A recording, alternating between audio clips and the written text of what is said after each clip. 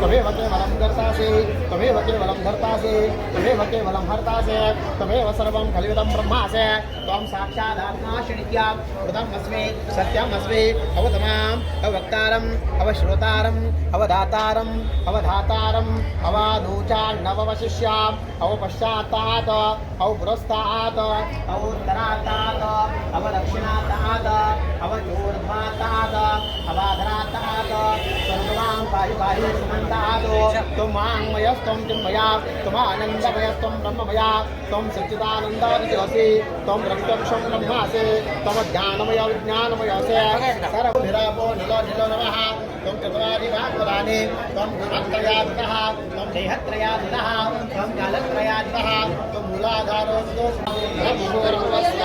गणाधिगुणमुच्चार्य वर्णाधिगणन्तरां नमस्कारवर्णः अर्धेन्द्रतां तारेन्द्रतां येन तौरसुभा गगानपूर्वम् अकारो मध्यर्वा अनुस्वारशान्तिर्वा बिन्दुरुत्तरोवा नादसन्धाना संहिता संहिः तैषा गणेशा गणगृह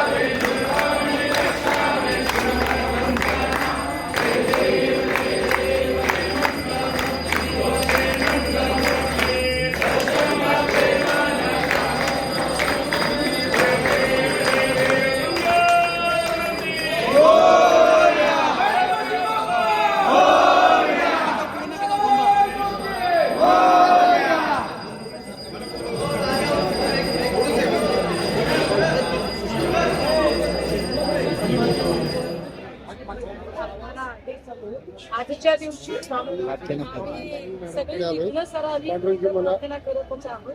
पण त्यासोबतच विधानसभा अध्यक्ष श्री नार्वेकर यांचा सतत विवेक जागृत राहावा, निकाल देणार अशी प्रार्थना असते. दोन शंका व्यक्त केल्या जात आहेत. मुख्यमंत्री अपात्र झाले तर तेच मुख्यमंत्री परत रे सागर नाही, अपात्र जरी सागर बुम खाली घर.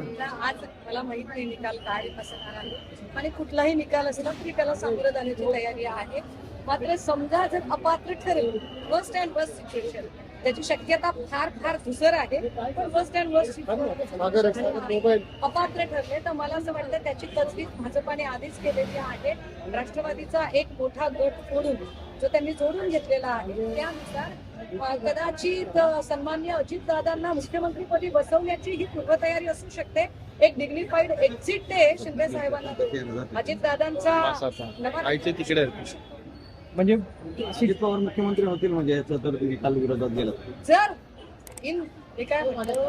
जर अशीच कधी सिच्युएशन आली की शिंदे साहेबांना एक एक्झिट द्यायचीच आहे, तर मुख्यमंत्री पदी कोण बसेल तर निश्चितपणे फडणवीस साहेब मुख्यमंत्रीपदी बसतील मला अजिबात वाटत नाही. तर कोण बसेल तर दादा असू शकतो. काही जर तशी भेट घेतलेली असताना हा निकाल लागेल असं वाटतंय. नाही, म्हणूनच मी असं म्हटलं की आजच्या प्रार्थनेमध्ये सगळी विघ्न टळावी ही तर प्रार्थना केली, परंतु विधानसभा अध्यक्षपदावर बसून सतत विवेक जागृत अशी सुद्धा मी प्रार्थना केलेली आहे. आमदार म्हणून ते कुणालाही भेटू शकतात, ते कुठेही जाऊ येऊ शकतात. मात्र ते नुसते आमदार नाहीत तर विधानसभेचे अध्यक्ष आहेत. त्याहीपेक्षा महत्वाचं ऑनरेबल सुप्रीम कोर्टने जे ट्रायब्युनल नेमलेलं आहे त्या ट्रायब्युनलमध्ये ते न्याय देणारे सगळ्यात मोठे अधिकारी आहेत. अशा परिस्थितीमध्ये मुख्यमंत्री नाही तर ज्या दोन पक्षांचा वाद आहे त्यातल्या एका पक्षाच्या बाजूने जाऊन त्यांच्या गाठीभेटी घेणं हे निश्चितपणे प्रतिपक्ष म्हणून आमच्या मनात शंका निर्माण करणारं असू शकतं. केवळ आमच्याच मनात नाही तर संबंध महाराष्ट्राच्या जनतेच्या मनात ती शंका निर्माण झालेली आहे. मी मागच्या 48 तासामध्ये अनेक वृत्तवाहिन्यांनी घेतलेल्या एक्झिट पोल्स बघितले. ज्या एक्झिट पोल्स मध्ये मोर दॅन 85% लोक 85% लोक असं म्हणतात की नार्वेकरांनी अशा पद्धतीनं भेट घेणं अयोग्य आहे. पण तरी सुद्धा ईडी, सीबीआय, इलेक्शन कमिशन, महाशक्तीची कृपा आणि नार्वेकरांनी मैत्रीला जागणं असा सगळा जर सुनहरा संगम या सगळ्या लोकांच्यासाठी जुळून आला तर त्यात फार काही आश्चर्य वाटायला नको. आजची पूजा ही आजच्या निकालापेक्षा सुद्धा येणाऱ्या निवडणुकीच्या काळात आम्हाला अत्यंत ठामपणे लोकांपर्यंत सामोरं जाण्यासाठी आणि विजयाची मुहूर्तमेढ रोवण्यासाठीचे आशीर्वाद आम्हाला गणरायाने द्यावे यासाठी. ताई, राज ठाकरेंकडून त्यांच्याच पदाधिकाऱ्यांना मारहाण केली जातीये.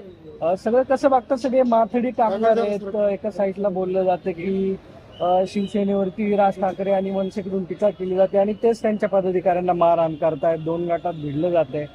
नाही, मला असं वाटतं की खरं तर हे मंदिराचं पावित्र्य आपण राखूया आणि काही विषय आपण मंदिराच्या प्रांगणाच्या बाहेर बोलूया. इथे चर्चा करताना निगळ आणि निगळ आजच्या या एकूण कुठल्या कारणासाठी म्हणून आपण एकत्र जोडलो आहोत यावरती चर्चा करूया. बाकी त्या मुद्द्यांवर मी नक्की बोलेन, वैसवार बोलेन, पण मंदिर परिसराच्या बाहेर बोलेन.